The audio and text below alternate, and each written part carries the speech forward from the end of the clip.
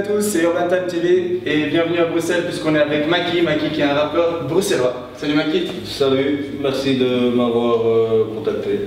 Merci à toi d'avoir répondu présent pour cette invitation. Maki, on va parler de toi un petit peu, donc tu es un rappeur bruxellois comme je viens de dire. Qu'est-ce qui a fait que tu as commencé à rapper?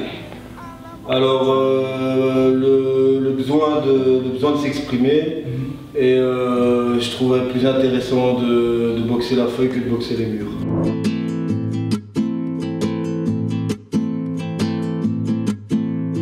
Je me rappelle, quand on parlait de Ouaga, ça m'interpelle, une bulle située quelque part là-bas, où le taux de mortalité infantile est tellement élevé, où l'infanterie bâillonne dans le sang les voix de ceux qui veulent s'élever.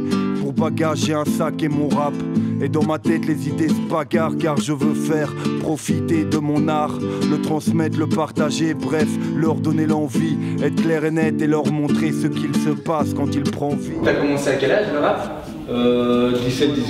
17-18 ans. Ça va, c'est pas trop tôt pour se lancer dans le rap? Est-ce qu'il y a un âge bien défini pour se lancer dans le rap ou...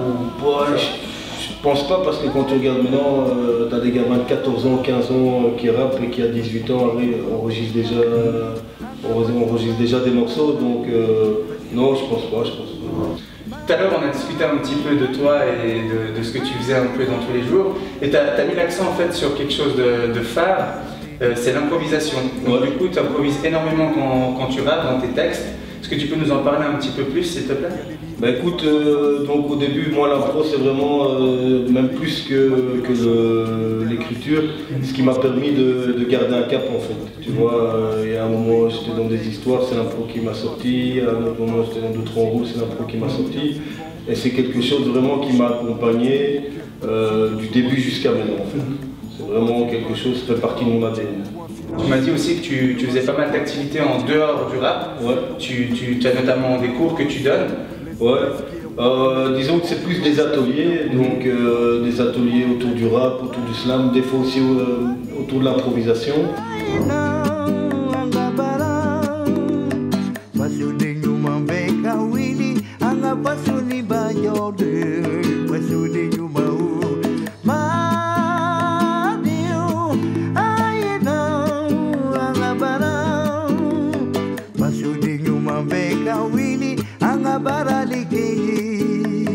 On va parler de ton album maintenant qui a embrasé le calme.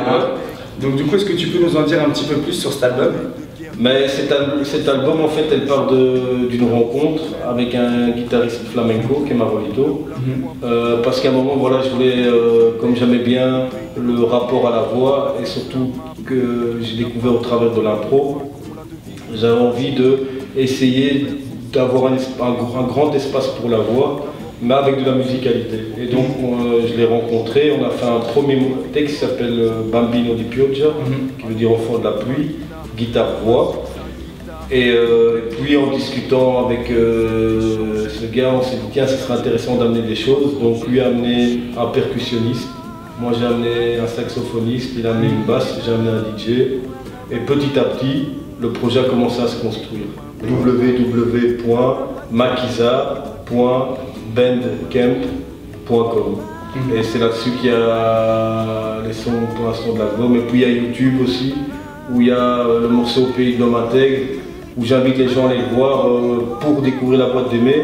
Et aussi parce que à travers ce clip, on voulait rendre hommage à Ouagadougou. Et donc le but c'est aussi de faire une sorte de petite visite touristique de Ouaga par les gens de Ouaga pour les gens de l'extérieur.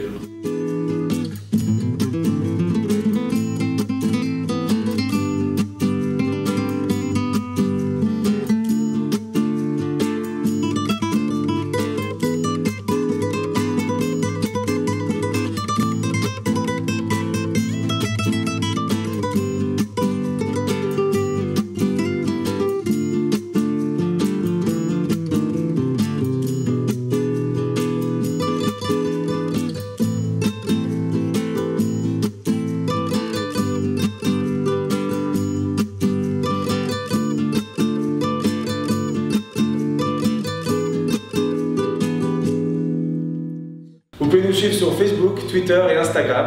Tapez Urban Time TV. Voilà, il ne reste plus qu'à cliquer. Ciao tout le monde!